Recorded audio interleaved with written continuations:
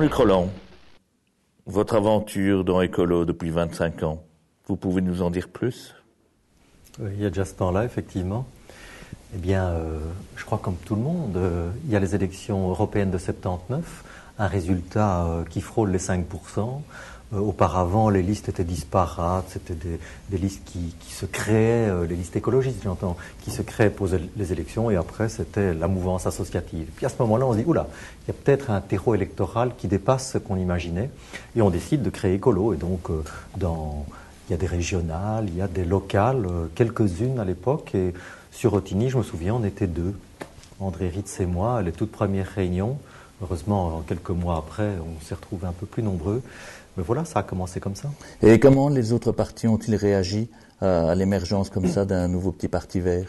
Il y avait un peu tous les cas de figure, pas mal d'incompréhension aussi. C'était, on parlait de nature, ça nous colle encore au basque. Parfois de la condescendance, parfois, je dirais, c'était plutôt les socialistes qui étaient assez durs et méprisants. C'était avec quoi ils viennent, c'est de la régression. Il y avait ça aussi. Mais on ne dérangeait pas, on était perçus comme marginaux et voués à l'être, voués à n'être qu'une mode aussi surtout. Ça allait durer ce que durent les roses. Et nous, on avait la prétention de dire, ou l'outrecuidance de dire que non, on représentait une tendance lourde de la postmodernité ou de la société post-industrielle, comme disait Touraine. Et voilà. Et il vous a fallu du temps pour vous adapter au monde impitoyable de la politique? On n'en est pas encore remis aujourd'hui quand même.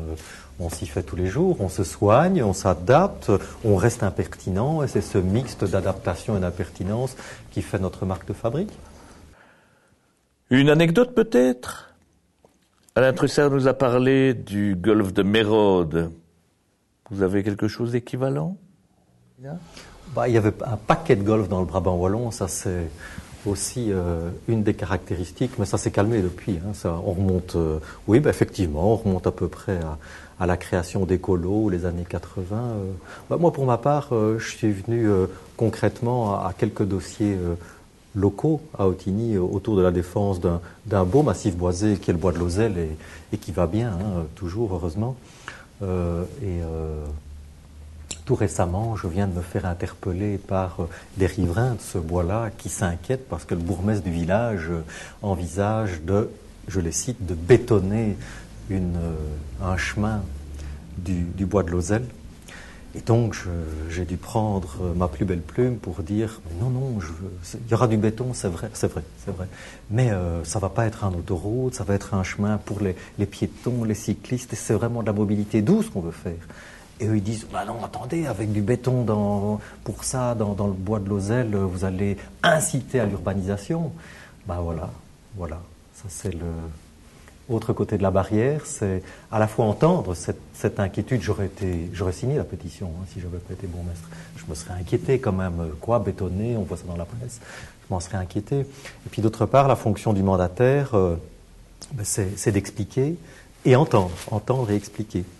Tenter de convaincre, et si on ne convainc pas, éventuellement revoir le projet. Jean-Luc Roland, pour vous, l'avenir de l'écologie en Brabant wallon, ce sera quoi? Il aura quelque chose de spécifique? D'abord, l'avenir de l'écologie politique, pour moi, il est... l'écologie politique, c'est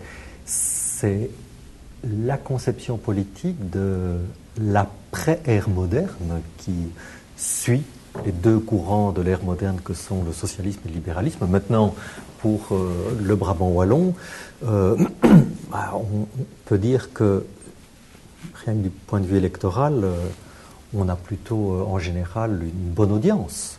On est bien reçu parmi le public, la population du Brabant wallon.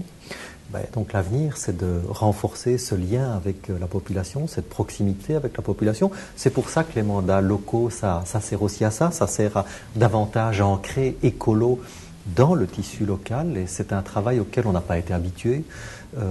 Spontanément, les écologistes sont plutôt intéressés par, et c'est légitime aussi, les grandes questions internationales, le Nord-Sud, bien sûr. C'est extrêmement important. C'est un peu notre marque de fabrique. mais aussi le local, puisque, souvenez-vous, un de nos premiers slogans, celui des Amis de la Terre, c'était penser globalement, agir localement.